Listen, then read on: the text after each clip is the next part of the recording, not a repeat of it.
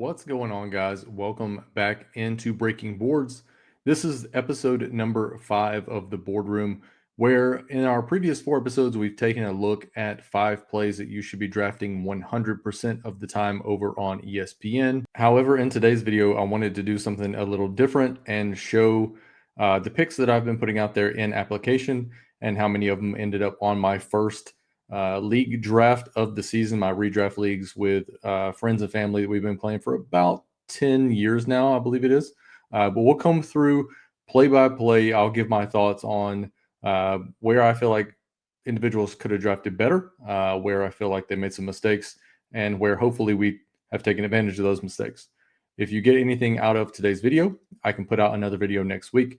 However, after next week, we will be jumping into DFS content for the NFL season throughout the season over on DraftKings. If you're interested in that, like the video, subscribe to the channel, and let's jump into this draft and see how things went. So if you'll notice on the screen here, we have round number 1. Round 1 for us, we do have a 1-person keeper league.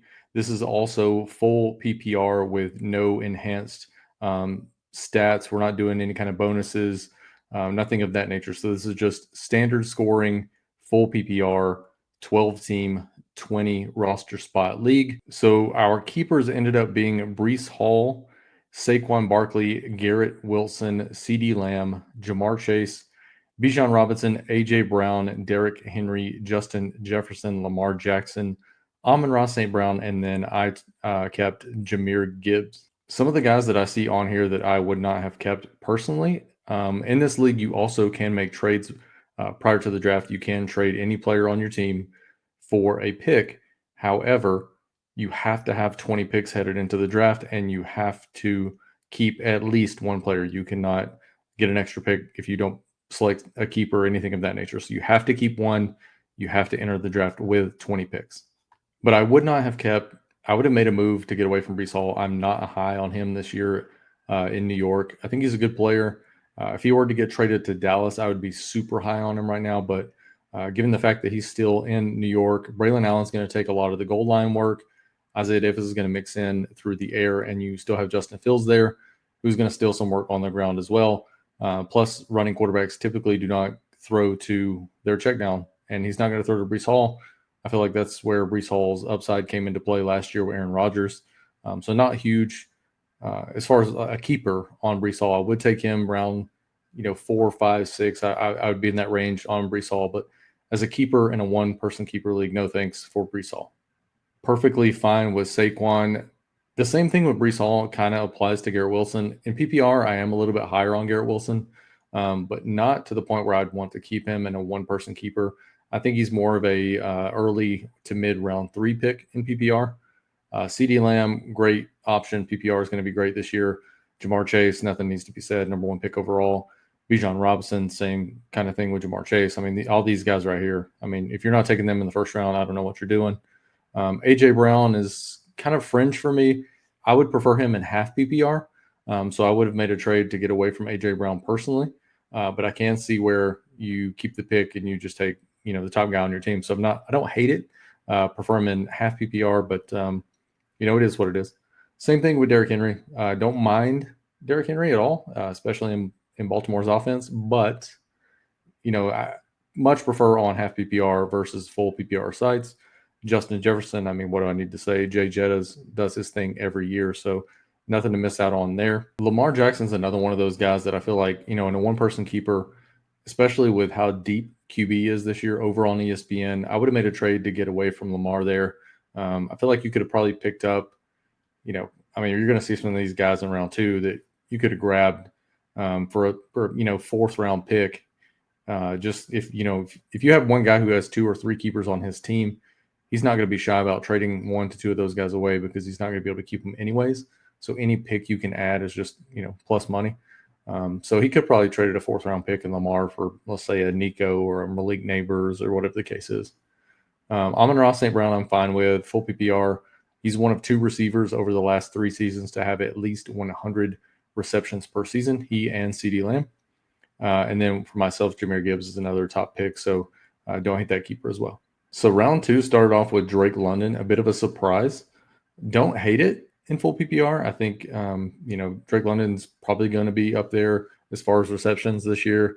I think he finished third in the NFL for total targets last year. So I don't hate it in full PPR. I may have gone a different direction. There's some guys down the board here that I could argue are better picks than Drake London here in what is our typical round one, given the keepers. Puka's fine. I would have taken some guys ahead of him.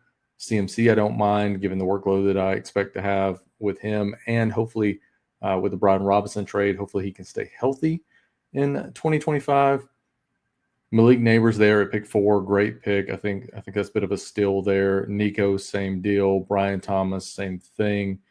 Jonathan Taylor, typically I'd want him in half PPR. However, I don't know how many drafts you guys have done this year. I've done over 200 paid leagues so far, and running back for me tends to fall off kind of early. So I don't hate Jonathan Taylor here. I would probably go Bucky over Jonathan Taylor in PPR, but I mean I'm not going to hate it either way. Ashton Genty's another guy I'd probably move above Jonathan Taylor in full PPR, but don't hate Taylor, don't hate Bucky, don't hate Josh Jacobs, don't hate Ashton Genty. Bit of a steal here on Brock Bowers, at the 211. He's going much higher than that in overall in DraftKings, so don't hate that at all. Devon Achane falls to us at the 212. Don't hate that pick. He should be coming back from his injury here soon. So we start round 3 with Chase Brown to give us Jahmyr Gibbs, Devon Achane, and Chase Brown through round number 3.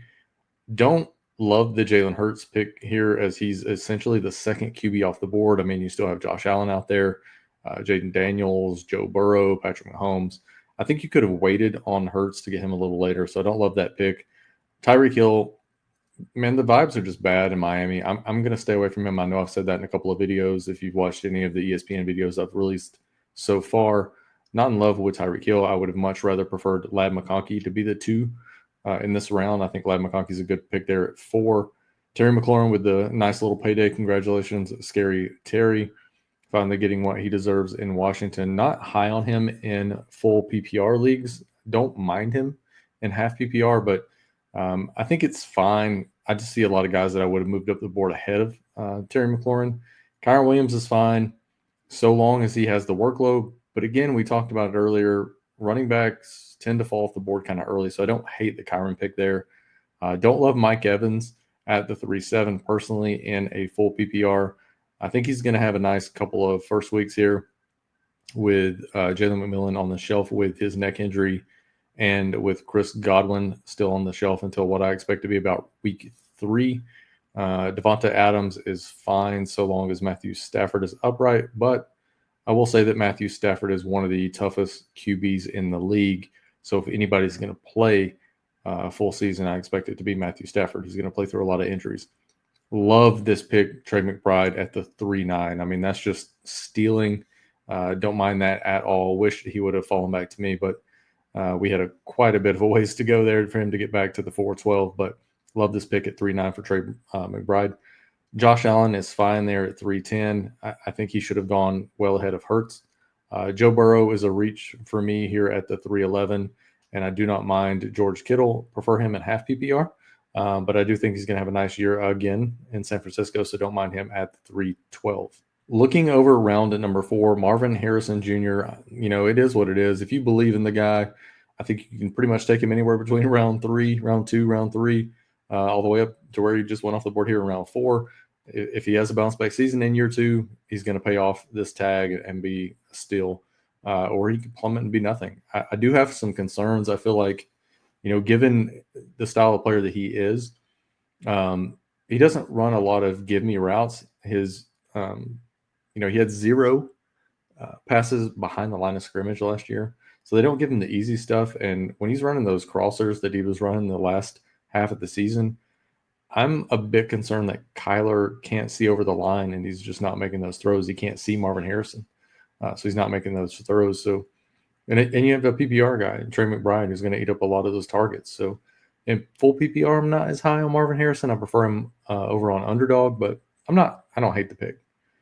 James Cook at the 4-2, fine with that. A bit of a reach, but again, we talked about the running back situation with James Conner. Chuba Hubbard's fine. I would have taken Amari and Hampton above each of these guys, honestly.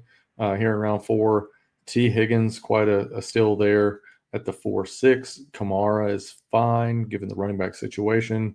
Jaden Daniels, I think, was a bit of a reach given how quickly the QBs are falling off the board. A nice pick there with Jackson Smith and Jigba. DJ Moore is another one of those things, just like we talked about with Marvin Harrison, where this is just a coin flip. He could be great, he could be nothing. And I don't know that there's going to be a huge in between. I expect him to be fine, I guess you'd say, in Chicago, but I'm not sure that he has that like huge breakout season unless they make him a focal point of the offense. There's a lot of mouths to feed in Chicago in that receiving room.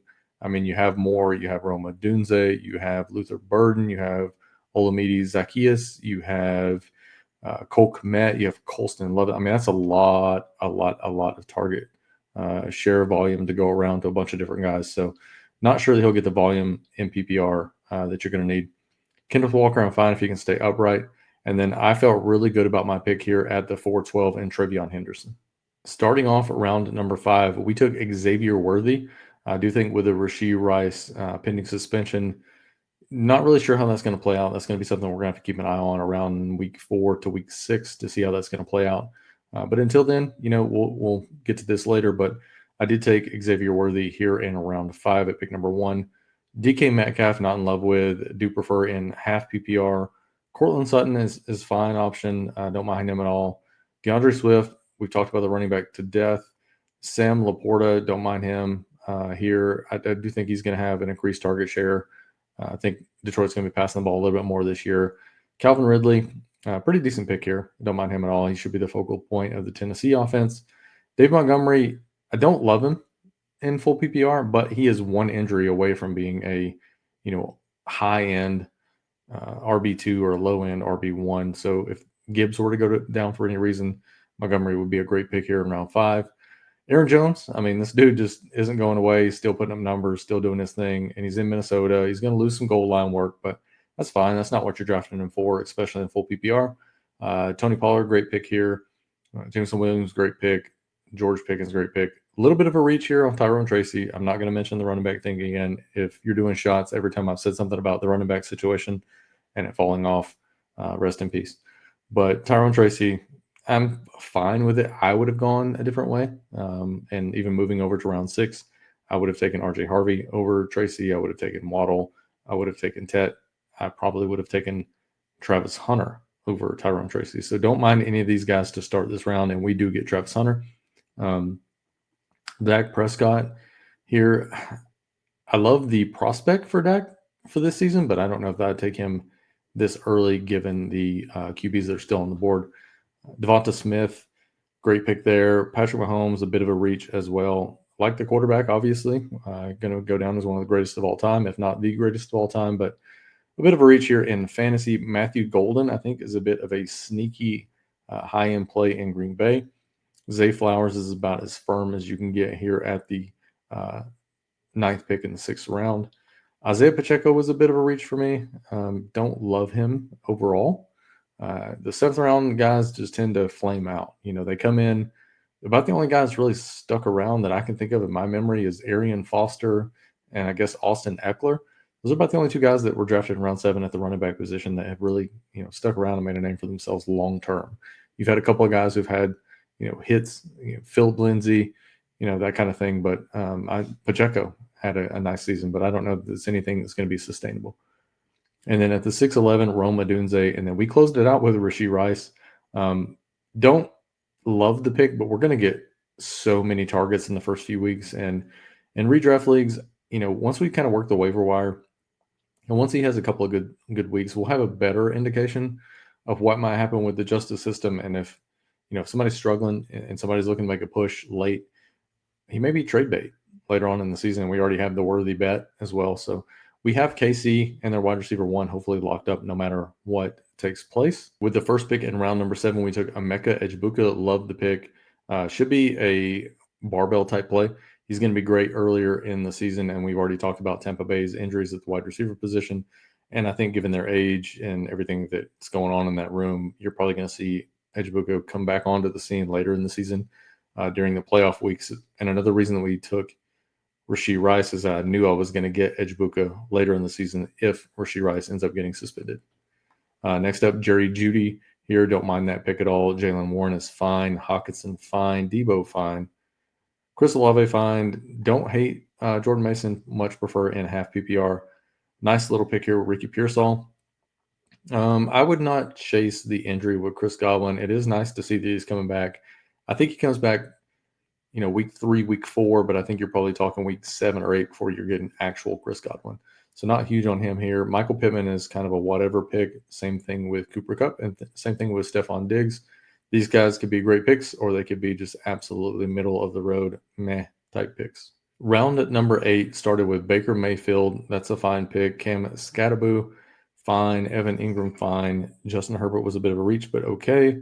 Travis Kelce is fine. Caleb Johnson, not glowing stuff coming out of camp, but he did look good later on in preseason, so I don't hate it. Mark Andrews, you already know the deal, what you're getting with him. Jacoby Myers, who just requested a trade from Las Vegas. Depending on where he goes, if he goes anywhere, which I doubt this late in camp, although they did just sign Amari Cooper, so you never really know what might happen.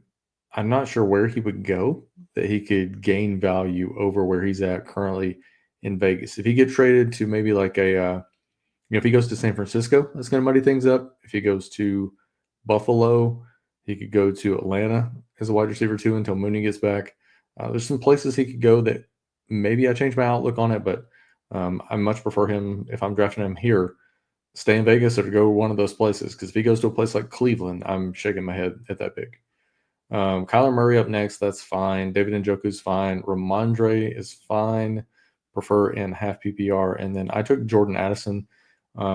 Again, knowing that Rice is going to play earlier in the season, knowing that Ejbuka is going to play earlier in the season, I felt like I could take a chance on Addison in that I know he's going to miss the first 3 weeks, but given that he's missing the first 3 weeks, I can kind of flip-flop him with Rice and have one, mid-range wide receiver 2 to wide receiver 4 type wide receiver all the way throughout the season. If Rice plays 6 weeks, 8 weeks, gets suspended, Addison will be back from his suspension by then, and we just kind of cross those guys over and try to make a deal when we get to that point. Round number 9, love this pick here for myself. Khalil Shakir, we are going wide receiver crazy here after starting off with 4 running backs to start the draft.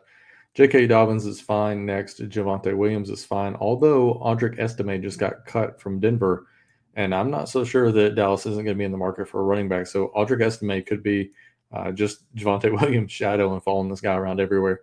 Ja'Cory Krusky Merritt, or Bill, I'm just a Bill. You never really know what you're going to get. Again, 7th round pick, not the conventional 7th round pick. So he could be really great. He could be middle of the pack. He could be nothing. I mean, it's just whatever you're feeling about the guys is whatever you're feeling. Travis Etienne, another one that, who knows, man, could be middle of the road. I feel like is his ceiling. Or he could get kicked out of Jacksonville. Hopefully he goes to a better situation if that happens. Keon Coleman here is fine. Don't love his upside, to be honest with you. Austin Eckler is fine given the situation. Keenan Allen, fine. Zach Charbonnet is one injury away from being a high-end running back number 2. Jawan Jennings is fine. I do not love Nick Chubb. I think that is very much you're just clicking the draft button and you're praying that he stays healthy. I hope he does. I'm from the same part of Georgia as Nick Chubb, so I hope he does well. But at the same time, man, I don't see it. I'm not feeling it.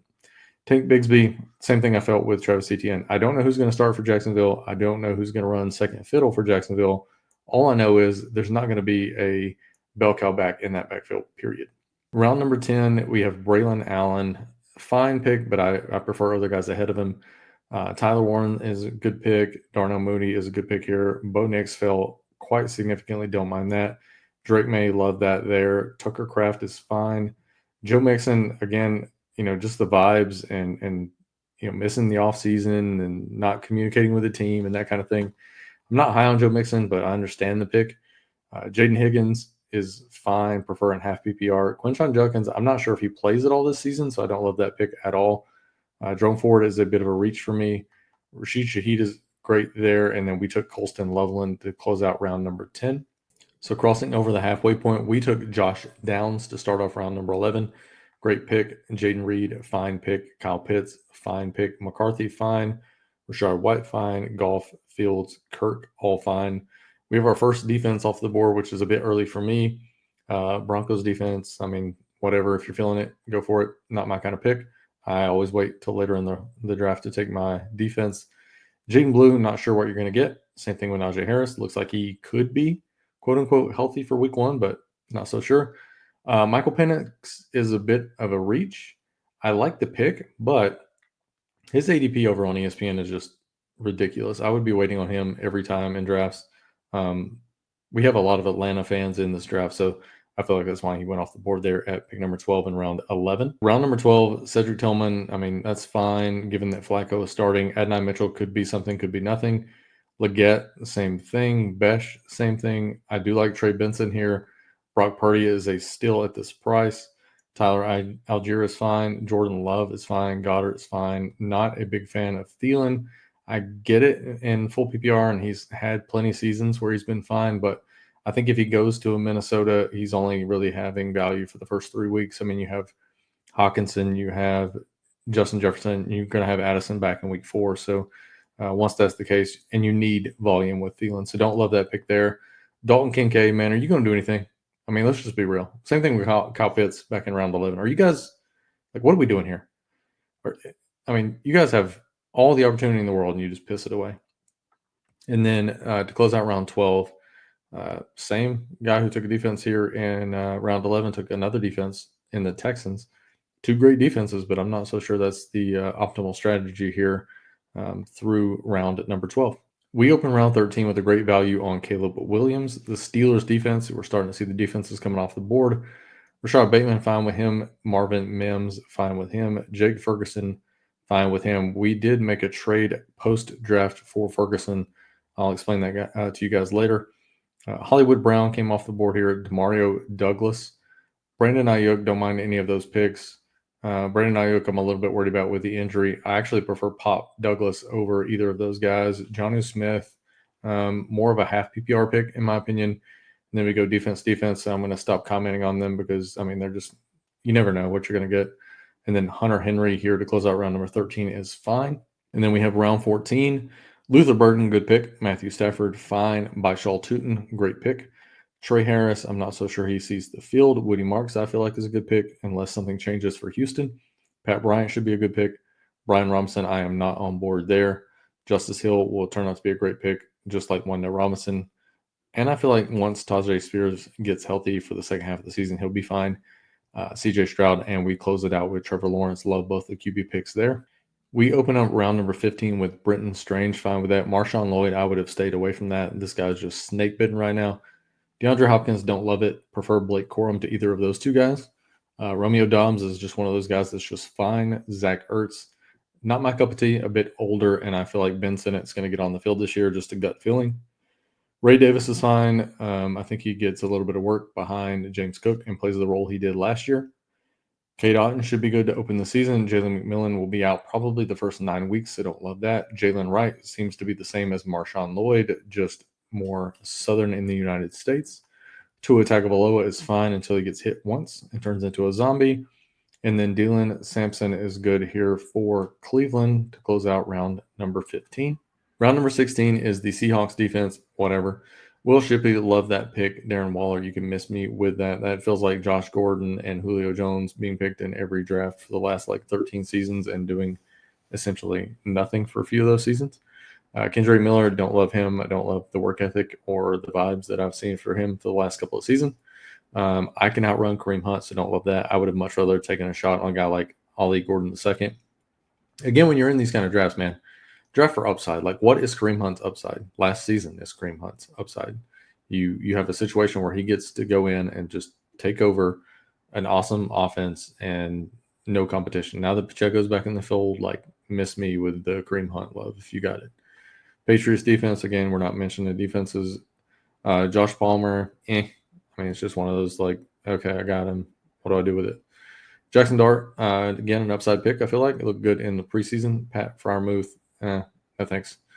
in full PPR, especially. He's more of a half PPR red zone type, and then defense. Cool. We start round number 17 with Cam Ward. Don't mind that pick. Isaac Garendo, yeah, no thanks given the situation out there now. Michael Wilson is fine. Mason Taylor, fine. Elijah Mitchell may not make the team. Kyle Williams should be fine. Ray should be fine. Probably the best pick in the round so far, Rico Dowdle, in my estimation. Will get some work in Carolina. Tyler Lockett will be an early season play and then a drop. Lions, Colts, and Jets to close out round number 17. Round number 18 is Roshan Johnson, which could be fine, could be nothing. Nick Westbrook Akine, I don't know about that pick, man. It's just kind of whatever. Another one, whatever. Deontay Johnson. Oh, look, another whatever. Miles Sanders. Browns defense. Another kind of Brandon Cooks. This is really starting to fall off pretty hard. Chigakonko, like this pick here. Giants defense, whatever. Bryce Young, I like that pick a lot there. Mike Gesicki is fine, and we closed out that round with DJ Giddens, who should be the RB2 in Indy. Don't mind that at all. Again, drafting for upside. Round number 19, we started with Deontay Thornton Jr. Like that pick a lot. Even with Amari Cooper coming in, I feel like if they get rid of Myers, I mean, this wide receiver crew of like Deontay Thornton, Jack Besh, and Amari Cooper just could be surprising with how much work they get full PPR, along with Brock Bowers and Ashton Genty. Darius Slayton, always a good pick there. 49ers defense, Quentin Johnston, not great. Kenneth Gainwell, whatever.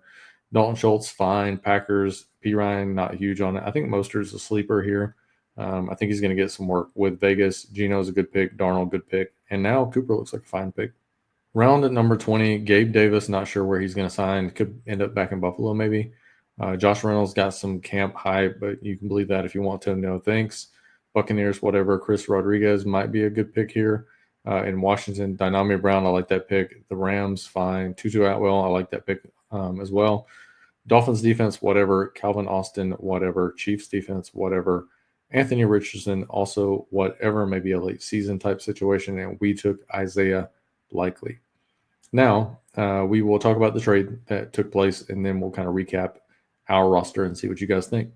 We traded Isaiah Likely and Cam Ward for Jake Ferguson to prop up our tight end position. So we'll run down our rosters here and kind of give you guys a sense of what we have. So we have at the running back position, we ended up with Jahmyr Gibbs, Devon Achane, Chase Brown, Trevion Henderson, and I think the only other running back that I took was later on in the draft with DJ Giddens.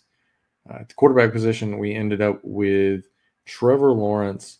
We ended up with Cam Ward, and then who was the third guy we selected? Let's see. Sorry that I'm scrolling through this so fast if it's making you guys dizzy on your side. We took Trevor. We took Caleb Williams.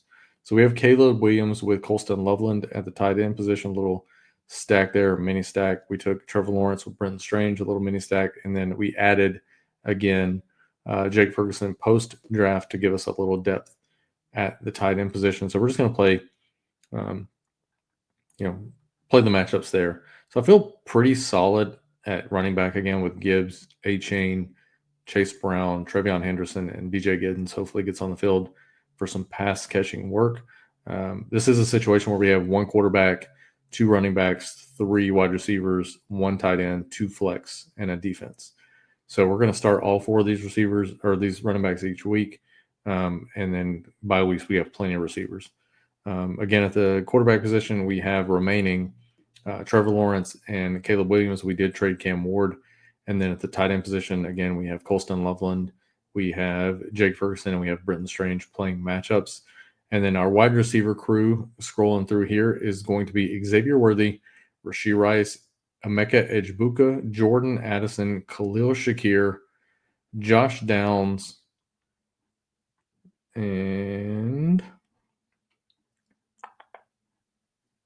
Deontay Thornton. So let me know what you guys think. One, if you like this kind of recap video, I do have another draft coming up this weekend. It is a 10-person keeper, much of the same setting. So if you guys want to know what we're working with there, if you like this video, let me know in the comments down below, and I'll put out another video recapping that. If there's any particular players that you want me to talk about, if there's any player takes that you want to hear from me, or my thoughts on a player or a situation or a team, let me know who you want me to talk about down below in the comments as well. Again, if you've made it this far into the video, please drop a like on the video and subscribe to the channel. I'm going to be doing this type of content throughout the redraft season. We're going to look at best ball, which is coming to an end. We've done about 200 and something best ball drafts so far.